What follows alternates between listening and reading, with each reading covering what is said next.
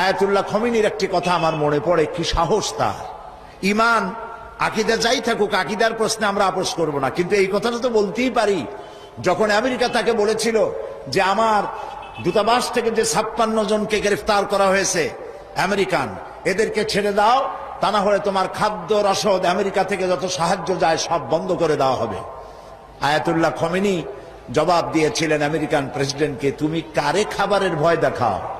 যেই জাতির বছরে 1 মাস না খাইয়া থাকা ফরজ, সেই জাতি তোমার খাবারের অপেক্ষা করবে। তোমার মতো কাফেরদের খাবারের কোনো পরোয়া আমরা করি না।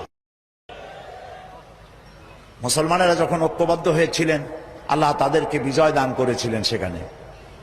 ঠিক এমনি করে পাকিস্তানে যখন সর্বশ্রেণীর ওলামায়ে কেরাম মুত্তাহিদা আমল, মজলিস মুত্তাহিদা আমল এ নাম করে যখন একটি সংগঠন কায়েম করলো, সমস্ত ফিরকার মক্তবায়ে খেয়ালে সমস্ত আলেমরা যখন ঐক্যবদ্ধ হলো, পৃথিবীকে অবাক করে দিয়ে ইসলামী শক্তি সেখানে বিজয় লাভ করলো।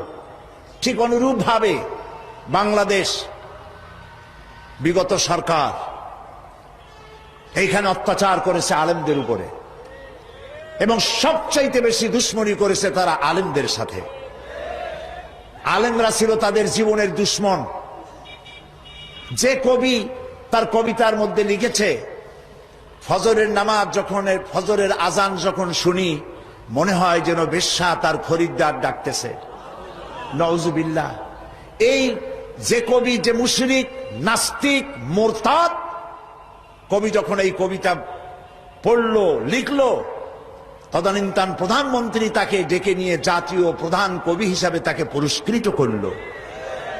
আর যে লোকটি হাদিস পড়ালো, 50 বছর ধরে হাদিসের ছাত্র বানালো দেশ জুড়ে, সেই শাইখুল হাদিসকে গ্রেফতার করে চোর আর ডাকাতদের মধ্যে রেখে দিল।